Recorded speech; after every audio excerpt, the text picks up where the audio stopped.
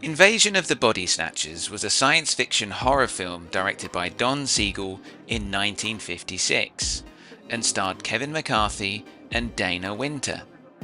The film is set in a peaceful and idyllic town called Santa Mira, but the provincial paradise is not all that it seems, as the inhabitants are slowly being replaced with aliens, with strange pods creating perfect copies of the inhabitants, copying even their memories. As Dr. Miles Bennell begins to uncover what is slowly happening to his town, he is stricken with fear, panic, and paranoia.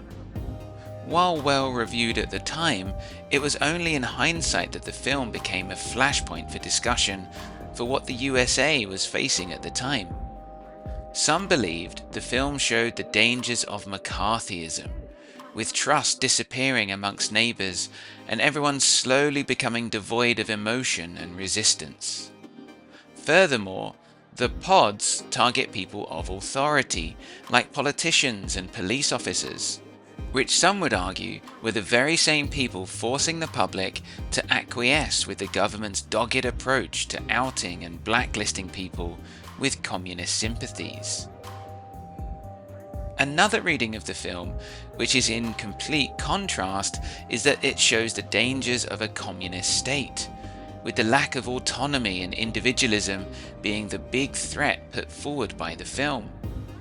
This also plays into the fears stoked by Red Peril campaigns, which put forward the idea that even your friends, neighbours and co-workers could secretly be communists, and you would have no way of knowing.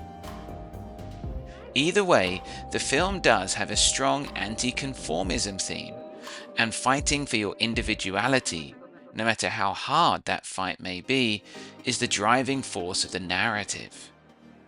But no matter what your interpretation of the movie may be, it is still one of the most celebrated and influential science fiction films ever made.